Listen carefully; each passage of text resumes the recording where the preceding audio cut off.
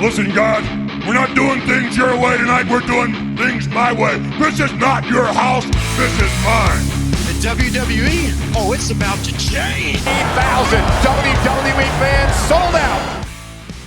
Professional wrestling is a huge multi-billion-dollar international market. Audiences have been wowed by the feats of these athletes that dedicate their lives to this high-octane soap opera for decades. When we think of pro wrestling, one company in particular comes to mind. Watched and beloved by millions of fans across the globe, with licensed video games and high-grossing pay-per-view events throughout the year, birthing global superstars that go on to amazing things. World Wrestling Entertainment, or more commonly called WWE. It's been the premier pro wrestling organization over the last part of the 20th century and to date in the 21st. While there are other popular loved organizations like the AEW and Impact Wrestling, WWE is still seen as the pinnacle of the sport.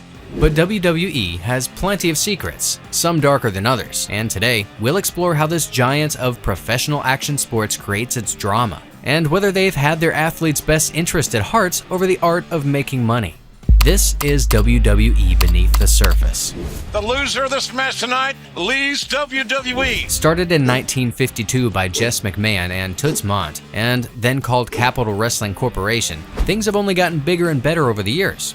They rebranded to the Worldwide Wrestling Federation in 1963 and began to grow into a national name in the United States. It was when Vince McMahon Jr. took over the family business in 1980 that things really took off at a fast pace. He immediately secured the rights to change the business to simply be called WWF. Over the course of the 80s, wrestling would enter a golden age as improvements to television broadcasting made it possible to show the vibrant, colorful world of wrestling to a global audience. Today, the WWE exports to over 150 global markets, and the groundwork of the 80s with stars like Hulk Hogan becoming the national and international celebrities is what makes that possible. In the late 80s and early 90s, the then WWF was hit with scandals and it changed the direction of wrestling once more.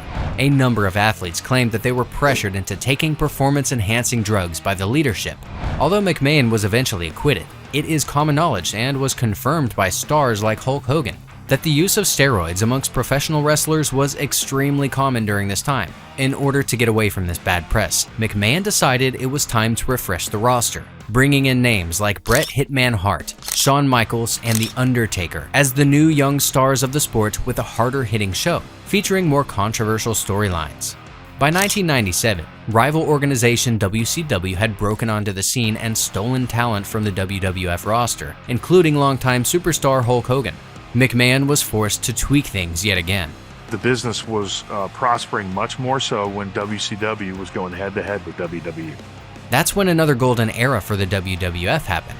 The Attitude Era is where a whole new generation of fans fell in love with the sport. Names like Stone Cold Steve Austin and The Rock, along with Triple H, and a whole host of new exciting talent was brought through to replace the exodus to WCW. McMahon renamed the organization WWE, World Wrestling Entertainment, in 2002 after losing a suit against the World Wildlife Fund over the use of WWF. This is seen as the end of the Attitude Era and the start of wrestling as we know it today.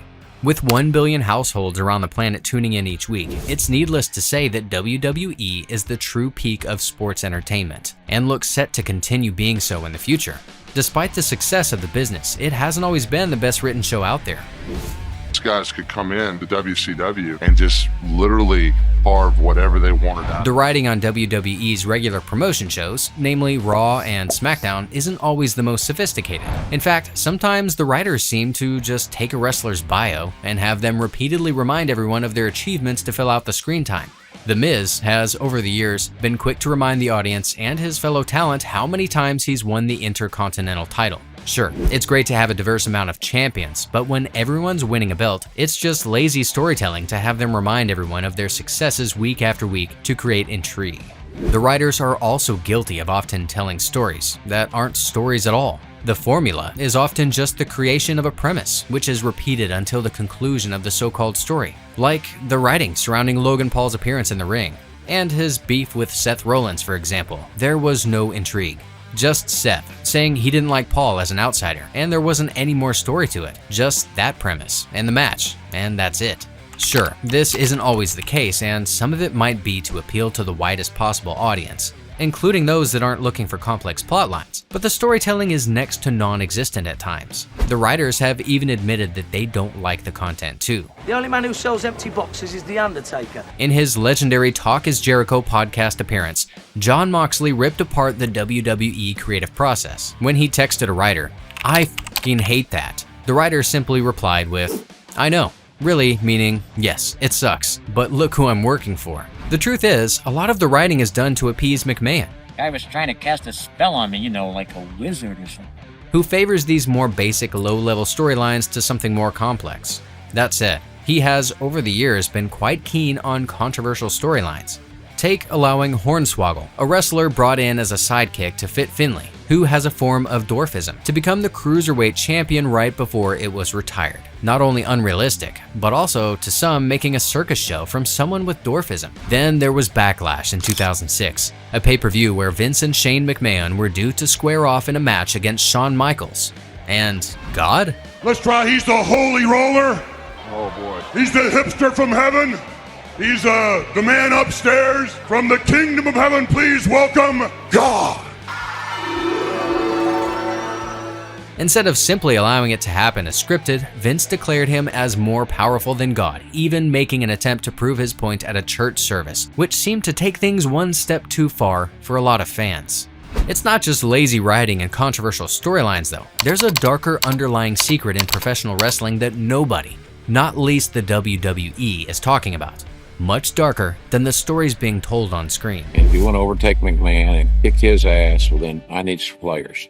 Pro wrestling, down to each move, is scripted. What people don't often appreciate is that despite being predetermined, it is still an extremely physical, demanding sport. These athletes are part professional sports star, part choreographer, dance professional, and part actor, all rolled into one.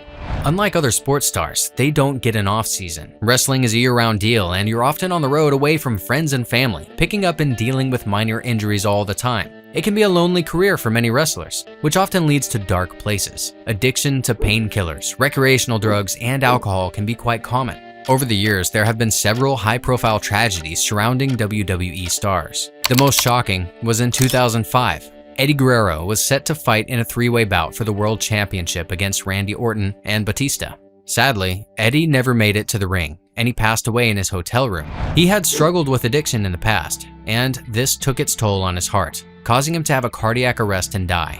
Some people questioned whether WWE was taking enough care of its stars, suggesting that this could have been picked up on by medical staff if they were more stringent. Others just felt it was a tragedy. But the darkest ever chapter for WWE was surely the Chris Benoit incident. In June 2007, Benoit suffered from a suspected psychotic break and murdered his wife and 7-year-old son before taking his own life. This shocked the wrestling world. Chris had been a fan favorite. Upon investigation, it was found that the break was a result of head trauma from his signature diving headbutt, use of prescription medicine, and a buildup of testosterone in his system due to a synthetic hormone he'd been taking. It was this that led to the WWE to begin improving its safeguarding and wellness policies, but many would argue that they could still do more, with the only meaningful actions being suspending talent where links to drugs are found. Hulk Hogan famously admitted in the 80s that taking steroids was common with wrestlers. It's hard to imagine that has changed in 30 years. I was tired, I had a bad attitude, I was hurt, I was beat up, and Vince McMahon knew that. Keeping up the muscular physique with the demands of training and managing injuries must make it hard to avoid painkillers and steroids. And as the years went by, it's clear that WWE wasn't doing anything to make sure its athletes were kept on the right path. So, there you have it. The biggest name in sports entertainment doesn't always put the effort in where you might think it's needed the most. Whether that's cutting corners with its plot lines and storytelling, using controversial stories to grab headlines, or neglecting the needs of its roster over the money they bring into the business, the WWE definitely has its fair share of dark secrets. What's your favorite WWE fact? Tell me in the comments below, and if you learned anything from today's video, drop me a like and let me know. Remember to hit that subscribe button and turn on notifications so you never miss a video on this channel. We'll see you in the next one.